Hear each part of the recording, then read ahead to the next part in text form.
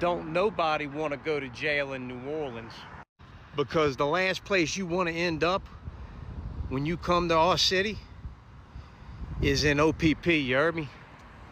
And this right here is the old municipal auditorium in New Orleans on Basin. Everyone knows that.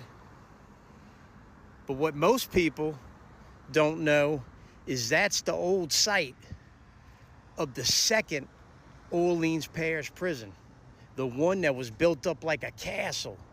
Look at this castle gray skull, medieval looking shit. Inside of it, the first Mafia member ever executed by the government took place. The execution of Sam Spiro, hanged for the murder of Antonio Luciano, breaks down on the scaffold and begs officials to hurry their dire work. This being the first Mafia execution in the United States. It was also the site of the largest mass lynching.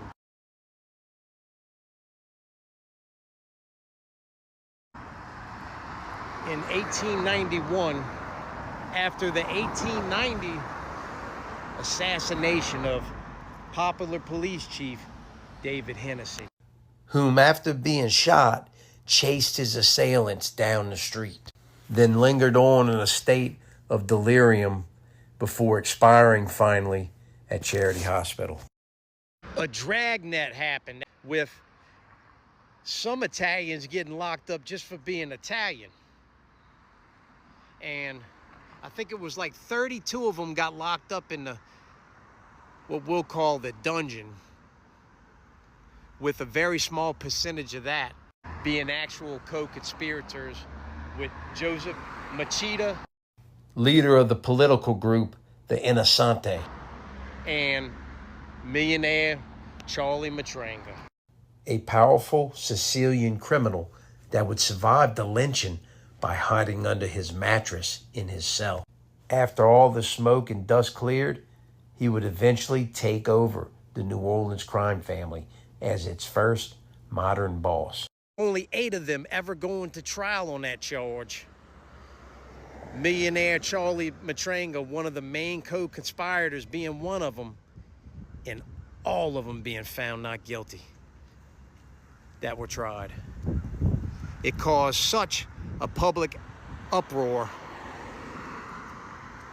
that the next day, a large crowd of angry citizens gathered at the Henry Clay statue at the foot of Canal Street. A man named William Sterling Parkinson climbed up onto the base of the statue and gave an impassioned speech.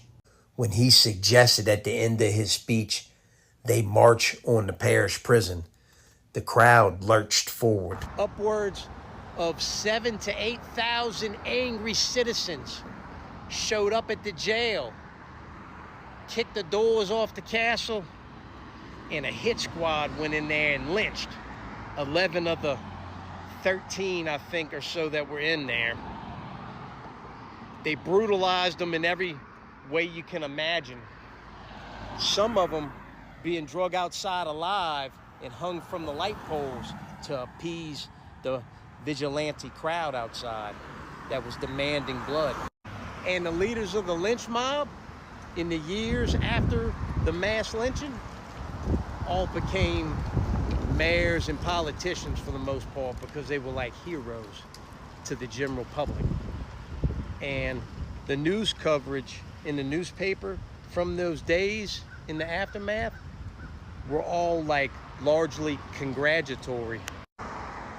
But the Italians weren't the only people to get hung here on this site, because, well, I guess he was Italian too.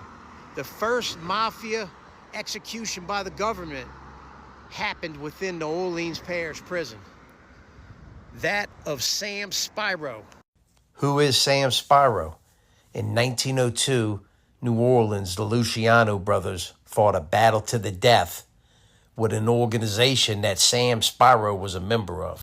Even under the threat of death, he never admitted that.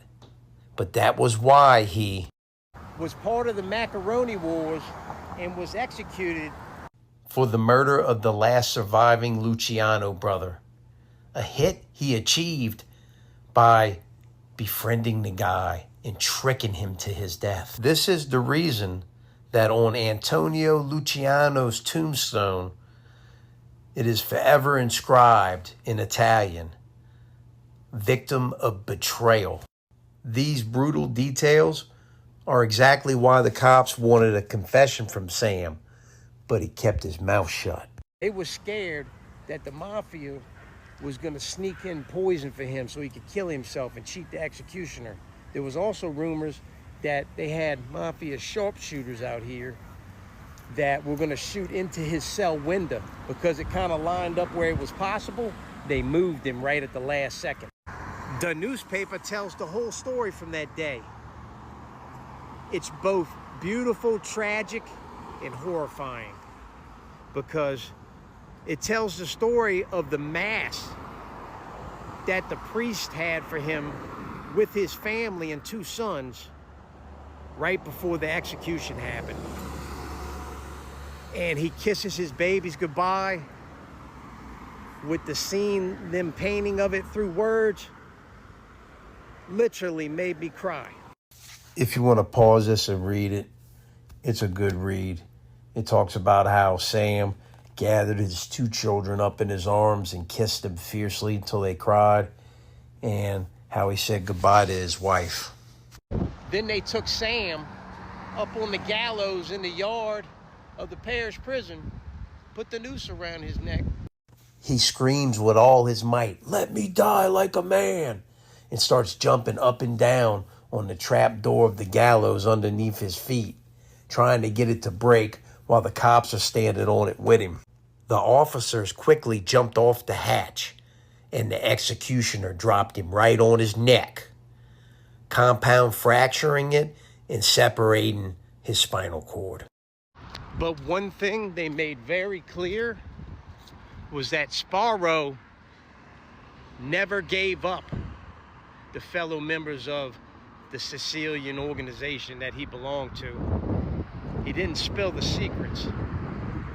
He held his mud all the way to the execution. He didn't say a damn thing. They just don't make gangsters like they used to. Nowadays, all they gotta do is act like they're gonna give them a little time in a cage,